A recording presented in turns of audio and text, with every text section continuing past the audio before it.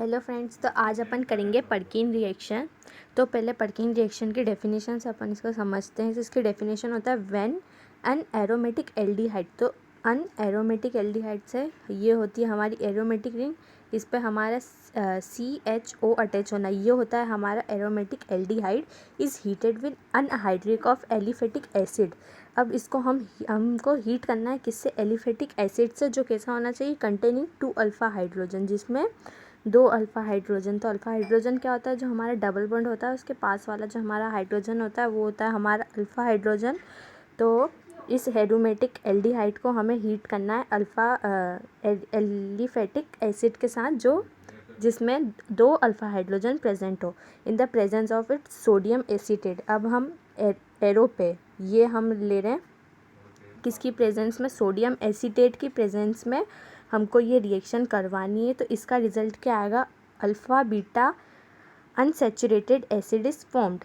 तो alpha beta unsaturated मतलब double bond के पास वाला होता है हमारा अल्फ़ा और अल्फ़ा के पास वाला हमारा हाइड्रोजन होता है बीटा। तो ये बनेगा अल्फ़ा बीटा अनसेचुरेटेड एसिड। तो अब अपन ने डेफिनेशन में देखा कि हमें क्या करना है। हमें लेना है पहले एक एलिफेटिक एल्डिहाइड, ये हो गया हमारा एलिफेटिक एल्डिहाइड। इसकी हमें रिएक्शन किसके साथ करवाना है? एलिफेटिक एसिड के साथ, जो कैसा हो?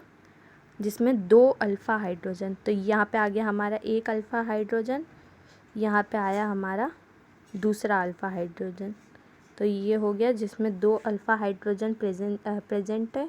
अब इसकी रिएक्शन किससे करवाना है? किसकी प्रेजेंस में?